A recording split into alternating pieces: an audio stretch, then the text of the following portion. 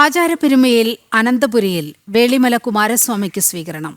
പൂജപ്പുര സരസ്വതി ക്ഷേത്രത്തിൽ വിജയദശമി നാളിലെത്തിയ ഭഗവാൻ കുമാരസ്വാമിയെ guard of owner നൽകിയാണ് ക്ഷേത്രഭരണസമിതി സ്വീകരിച്ചത്.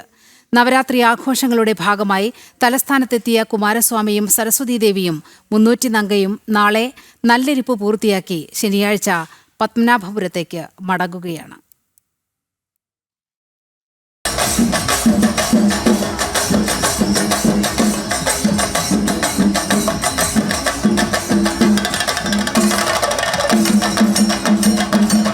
വർഷത്തിലൊരിക്കൽ തലസ്ഥാനത്തേക്ക് എത്തുന്ന വേളിമല കുമാരസ്വാമിക്ക് ഊഷ്മളമായ വരവേൽപ്പാണ് അനന്തപുരി നൽകാറ്.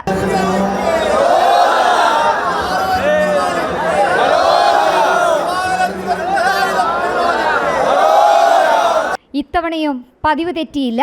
പത്മനാഭപുരത്ത് നിന്ന് നവരാത്രി ആഘോഷങ്ങൾക്ക് തിരുവനന്തപുരത്തെത്തിയ വേളിമല കുമാരസ്വാമി ആര്യശാല ഭഗവതി ക്ഷേത്രത്തിൽ നിന്ന് ഇന്ന് പൂജപ്പുര സരസ്വതി ക്ഷേത്രത്തിലെത്തി. കരമനയിൽ ആചാരപരമായ സ്വീകരണം. ശേഷം പൂജപ്പുര സരസ്വതി ക്ഷേത്രത്തിലേക്ക്.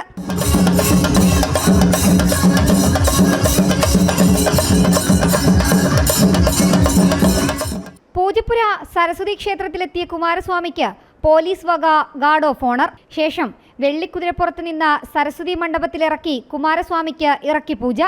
തൊട്ടു പിന്നാലെ ചെങ്കള്ളൂർ മഹാദേവ ക്ഷേത്രത്തിൽ നിന്ന് കാവടി ഘോഷയാത്ര എത്തി. 1000-ലധികം കാവടികളാണ് കുമാരസ്വാമിക്കായി പൂജപ്പുര സരസ്വതി ക്ഷേത്രത്തിൽ ഘോഷയാത്രയായി എത്തിയത്. കാവടി ഘോഷയാത്ര എത്തിയതിനു പിന്നാലെ കുമാരസ്വാമിക്ക് അഭിഷേകവും നടന്നു. ഭക്തിസാന്ദ്രമായ അന്തരീക്ഷത്തിൽ കുമാരസ്വാമിയെ കാണാൻ നൂറുകണക്കിന് ആളുകൾ പൂജപ്പുരയിലേക്ക് എത്തി.